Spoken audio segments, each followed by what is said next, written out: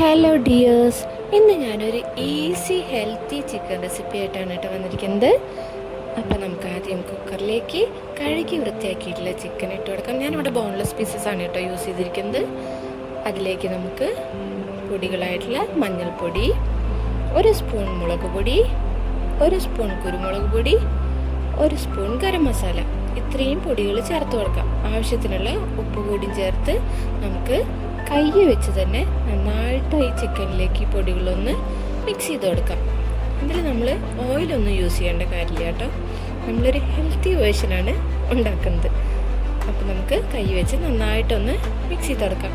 ഇത് കൂടുതലും ജിമ്മിൽ പോകുന്നവർക്ക്, വർക്കൗട്ട് ചെയ്യണവർക്ക്, ഡയറ്റ് നോക്കുന്നവർക്ക്, അങ്ങനെയുള്ളവർക്കൊക്കെ നല്ല ഹെൽപ്ഫുൾ ആകും കേട്ടോ അങ്ങനെ ചിക്കൻ ഉണ്ടാക്കുമ്പോൾ.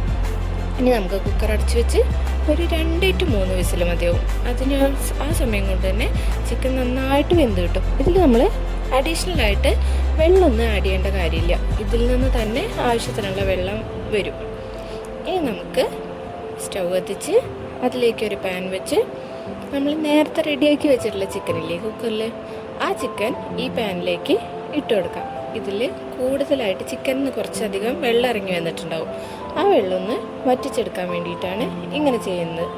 ഇനി നമുക്ക് ഇതിലേക്ക് ആ ചിക്കൻ ഒഴിച്ചു കൊടുക്കാം. ഇപ്പോൾ കണ്ടോ, കുറച്ച് വെള്ളം അതിൽ നിന്ന് വന്നിട്ടുണ്ട്. ഇനി നമുക്ക് ആ ചിക്കൻ ഒന്ന് നന്നായിട്ടൊന്ന് ഫുൾ ഫ്ലെയിമിലിട്ട് തന്നെ അധികം വന്നിട്ടുള്ള വെള്ളമൊക്കെ ഒന്ന് വറ്റിച്ചെടുക്കാം. ഇനി ഈ ചിക്കനിലേക്ക് നമുക്ക് കുറച്ച് കറിവേപ്പില കൂടി ചേർത്ത് കൊടുക്കാം. എന്തായാലും നമുക്ക് ടേസ്റ്റി ആയിട്ട് കഴിക്കാമല്ലോ. ഇനി അതൊന്ന് അവിടെ കിടന്ന് വറ്റട്ടെ. അപ്പം നമ്മുടെ ചാനൽ ഇതുവരെ സബ്സ്ക്രൈബ് ചെയ്യാത്തവർ ഒന്ന് സബ്സ്ക്രൈബ് ചെയ്ത് ഒരു ലൈക്കും ഒരു കമൻറ്റും കൂടി തന്ന് ഒന്ന് സപ്പോർട്ട് ചെയ്യണേ.